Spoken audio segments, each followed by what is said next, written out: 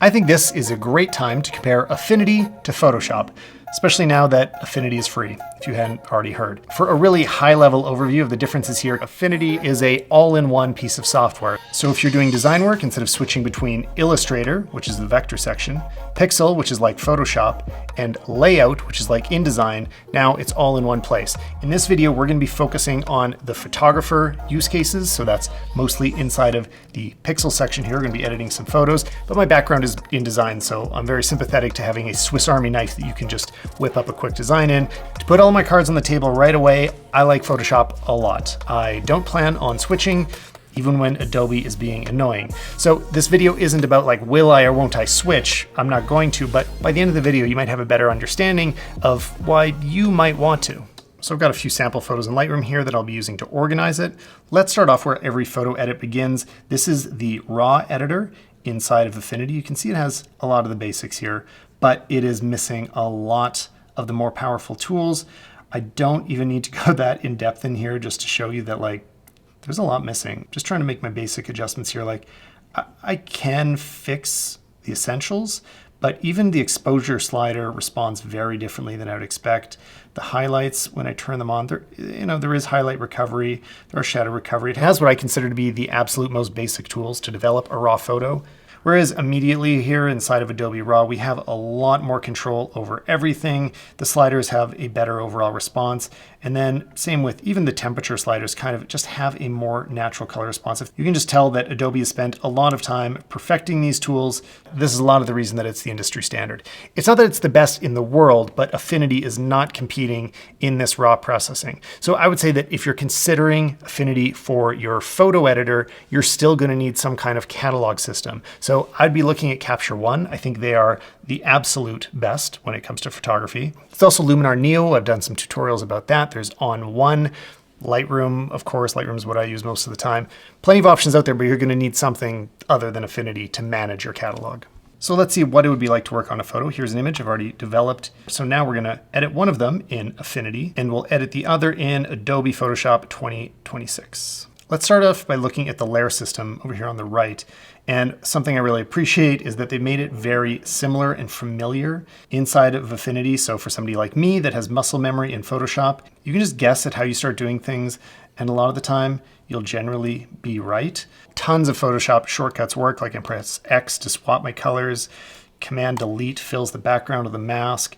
I can just start painting in. Like, overall, I'm just comfortable working in here pretty quickly, other than some little tools that I need to Google here and there, how they're different. And that's one thing to keep in mind, actually, is that the support system for Affinity is a little bit lacking compared to Photoshop because it's just a much smaller community.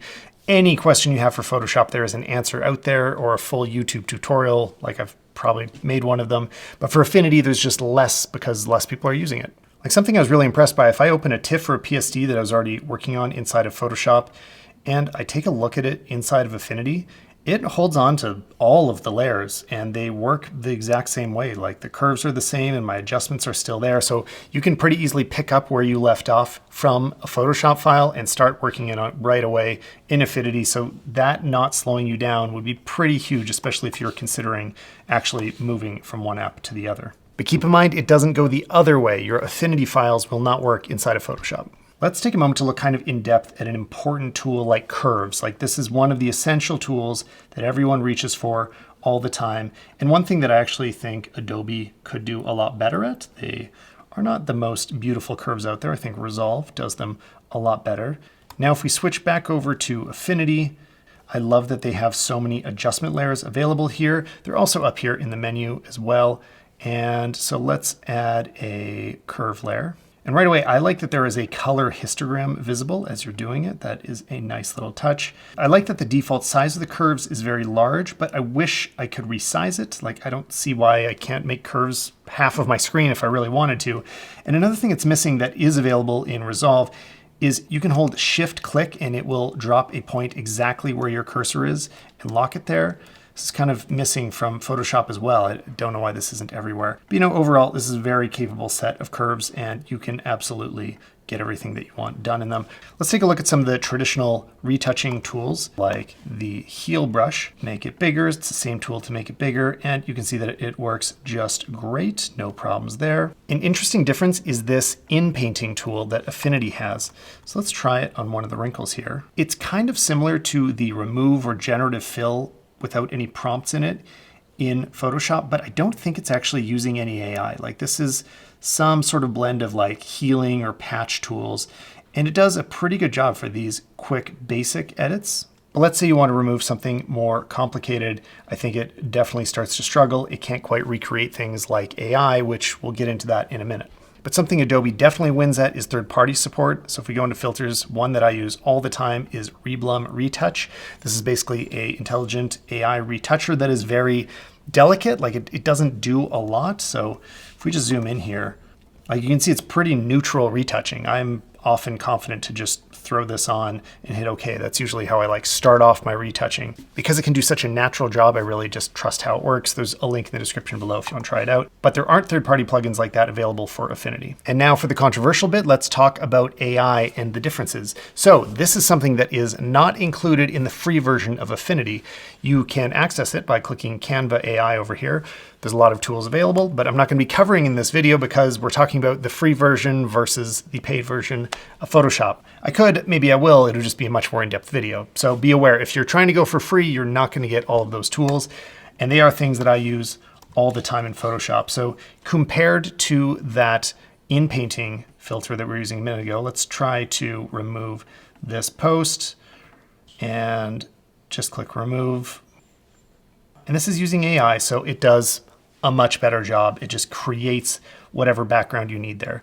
Another cool feature that Photoshop added recently is the support of third-party AI models. So if I select from these, I can use either Nano Banana or Flux Context, and I could say change this to a rain umbrella. But unfortunately, it just doesn't seem to work right now. Like, all this did was create a glitch. And unfortunately, I found the third-party integration just does not work right now. But if you want to experiment with some ways of using Nano Banana and seeing how powerful it really is, let me show you something cool. So first, I'm going to log into Artlist. Thanks for sponsoring this video, by the way. And as you can see, they've been building out a ton of AI features lately. Let's jump into AI image. And we can do things like generated image from text, but that's not what we're looking for here. We want to do some editing. So we're going to go image to image. And we'll just grab a photo from the desktop, drag it over. And I'll start off showing you some of my favorite practical use cases before we get into the crazy stuff. So first of all, this is all prompt based, so I like to keep this pretty minimal. Let's do something basic like add subtle white clouds to the sky. And actually, I didn't even mean to, but I made this a horizontal image, so it's extended the whole thing. That's a little more than I was hoping for. Okay, let's just make it vertical again. And now taking a look at what it's done, these are just subtle, realistic clouds. If we look at the before photo, you can see, I mean, it's a nice day, but it's not visually as interesting as once we have some nice, subtle white clouds. I could also make this small change to say puffy clouds, or I could also try fluffy clouds. And I get some fantastic results like this or like this. And something that is really challenging about doing sky replacements is like matching the overall lighting so that it looks like it's all happening in the same place. I love being able to do it in just one prompt here. Now, if you really want to see how impressive Nano Banana can be when it's retaining the image, we could do something like change the time of day to dusk with subtle clouds in the sky. And just check out how effectively it's modified the lighting here. Like, it has just relit the image. Let's look at the original again. There's the original. Like, you can't really do this in Photoshop or in Affinity. Like, manually doing that type of a change would just kind of be impossible. And here's another way that it interpreted the image. It added a flash. So this completely relit it. Like, again, if we look at the lighting on her chest, like there's some kind of harsh shadows because we're shooting this midday. Now all of a sudden it's totally evened out and we've got those clouds in the sky. Like, this is revolutionary. This stuff blows my mind. Then once you find one we're happy with, we can also upscale it. So then we just get more resolution, only takes a few seconds. So now we've got a lot more detail. And often I find that I'd do something like this and then composite it back into the original image so that there is still like the subject is generally real and I'm just adding additional elements for more texture. Now let's try some really complicated object removal. So we've got Anya in the desert here, and we got 5 camels. Let's say we only wanted one of them. So I'm going to drag my image in here, and I just tell it to remove all the camels in the background. But then I can also get specific and say, keep the front camel and the woman exactly the same. So we'll generate, but there's a bunch of different ways you can phrase that. Like you'd say, keep this the same, only change this. It gets all the context. There we go. Let's remind ourselves the comparison. Here are the camels. There go the camels with just one sentence. But then from there, you can also go crazy if you want. So I'm going to click transform image. So we're working from that update, and I'm going to say, build a giant sandcastle in the background. Whoa, and it sure did it. That's cool. And now, of course, we're getting more into like AI fantasy land rather than touch-ups. But that's fun to play with too. Now let's see what happens when we animate this. Artlist has so many models now, more than last time I checked even. Let's try Kling 2.5 Turbo on this one. And now my sandcastle is being built by hourglass sand falling from the sky.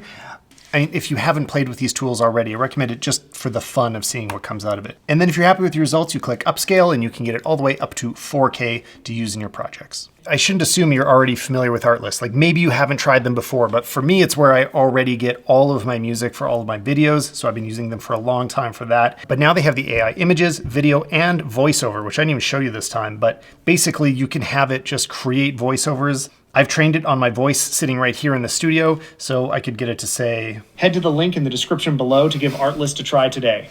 I've used this a whole bunch of times to replace mistakes in my videos. I've actually been using it on almost every video I post, have you noticed? But it just lets you swap out one word for another, and usually nobody spots it. But on top of that, they have tons of other creative assets like sound effects, footage, templates, LUTs.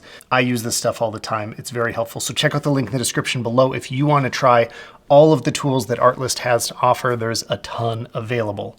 Next, let's take a look at one of the most useful AI tools we don't usually think of as AI, and that is just smart detection. So in Photoshop, that is called the object selection tool. And you can use it by just moving your mouse around the image and it'll detect what different objects are. You can see sometimes it doesn't quite understand that she's a full person. Sometimes it just wants to do the face. You can click and drag over the whole area. Usually it'll understand what the subject is when you do that. But it has some advanced things like select people. Up here, it understands there's one person in the frame, and I can even break it down to really specific details, like I could just select her hair and then create a mask around that. So once I'm making modifications, that is the only thing being affected. This is incredibly useful. I use it all the time. We've also got some quick options in this bar, like select subject, which usually gets it right. Using that subject, we could then remove the background, which generally does a great job, as you can see here. And some of these tools are available in Affinity, but you do have to pay for them. And finally, before we move on, the most often one I probably use is Select Sky, because really often I'm either replacing the sky or I'm just making some adjustments to it. So I've got that selection, maybe I'll create a curves tool and I might darken it a little, or I could use that selection again, and maybe I would modify the blue and make it a little more cyan. Things like that. I do that all the time. Let's see how it works in Affinity. So over here, they have the object selection tool. This is quite similar to just mousing over, and it is aware of different areas. And this also does a very good job. Let's zoom in. And actually, we can see it missed part of her arm here. So let's try again. And there we go. Now we're closer, but it did still miss between her arm and over here on the left. Let's compare that to Photoshop. So again, I'm going to select people, apply. And zooming in, you can see it fixed all those areas, like it understands this space between her arm and her body, and it got all of her dress. Going back to Affinity, again, this is what it missed. So I think that's a very important difference. Even though the tools are here in Affinity, they are not quite at the same level as Photoshop. Again, let's try the sky selection. When I hover, everything looks good. Let's click, zoom in, and right away, I'm spotting a few issues, like this didn't go all the way to the edge. Let's try creating an adjustment layer. We'll do curves again and just make it a little bit darker. And actually, I'm going to overdo it so you can just see what's going on. It did not get all the way. This would be a problem. You'd have quite a bit of cleanup to do here, unfortunately. So this is worth knowing. Like this smart selection stuff is one of the more subtle AI things. It gets used a lot in retouching, and Affinity is not quite at the same level yet. I want to point out one important feature from Photoshop that I can't find any way to do the same thing in Affinity, and that is Smart Objects, which is basically a nested version of layers. I use this in every app too. Like this isn't Photoshop only. Final Cut Pro has a way to do this. Premiere has a way to do this. Resolve does. Basically, one of your layers can become a nested part of your project. So if I add a box inside of it and I save it and I close it, it shows up in the nest down below, like the effects cascade. This is kind of an advanced feature, but once you're using it all the time. So I would definitely miss this if I tried to move to Affinity. Another amazing tool that Photoshop has, Affinity doesn't, is Harmonize. So here's a photo of Anya from the farm, and over here is my Aunt Linda. This is her farm we're shooting at, and she was helping us out. So I'm gonna just select everything around her, copy, paste it over in here, and we're gonna try to put both of them in the same image here. So we'll get them kind of a similar size. I'm gonna use object detection to select Linda, create a mask. And now, well, she's in the same image technically, but obviously does not look realistic. First, I'm just gonna blur some of these edges so that the grass overlaps a little bit more. And that's the most basic thing about compositing you could do, but still, these do not look like they're in the same image. It looks completely fake. Now all we need to do is this one click, harmonize, and in just one click, Photoshop has done some insane magic. Like, check out the lighting match. This is what it was like in the original. There is a clear rim light all along the corner of her shoulder, and it completely relit the image. You can see it did a lot to match the lighting and the grass. Like, this is compositing stuff that usually takes hours, and in just one click, like, we're getting a completely new look where the lighting matches between them. It doesn't work perfectly in every single image, but again, it's just not available in Affinity, and this is kind of one of those cutting edge things that Adobe is usually ahead of the curve with. In terms of performance, both are excellent. This is a 100 megapixel file from the Hasselblad. Moving around it is totally fine. I've gone through and done some adjustments to these images, and neither really has systematic issues. They can both handle it all. One difference I've noticed is that there can be a little bit of lag when you're making changes inside Affinity to things like masks. So look, I've created a mask, I start drawing, I let go, and over here, it takes about 1 or 2 seconds before the mask actually renders. Again, if I do this in Photoshop, same adjustment, it's a lot closer to live, like you see what's happening immediately. There's a bunch of little hiccups like that I noticed that do make Affinity feel a little more glitchy, but it's not really slowing you down. So I think they're gonna work out those bugs in the future, and there's a good chance this app will become faster in the long run because they're starting from a new code base, whereas Adobe's is like 20 years old at this point. One detail that I really like that is used all the time is the way that they did export here inside of Affinity. It's very easy to discover. Well, over here in Photoshop, we have like 15 different ways. We've got save, save as, save a copy. We've got export, quick export, export as, and then there's a million options within here. Like, it feels like Adobe's just stacking different ways to save on top of old systems. So I'm not saying this is a problem with Photoshop. It's more so that it's just elegant and clean inside of Affinity. So let's talk about the big picture here. If you are already comfortable in Photoshop, you're probably not going to want to switch. Photoshop's essential to our business, so paying the monthly bill is just an expense we have accepted at this point. But if you're just getting started and you're interested in Affinity, it could take you really far and might be able to get everything done that you need. You might bump up against some limitations if you go very professional with this. Like if you start working within an agency or within a bigger team, they'll probably expect you to have some background and familiarity with the Adobe suite. But if that's not your goal, Affinity might be all you ever need. They assure us it's going to be free forever, and I sure hope that's true. So thanks for watching, guys. If you have any questions, drop them in the comments below. And if you want to know more about how to edit your photos with Photoshop, I've got just the tutorial for you. So I'll see you guys over in that video or in the next one. Thanks for watching.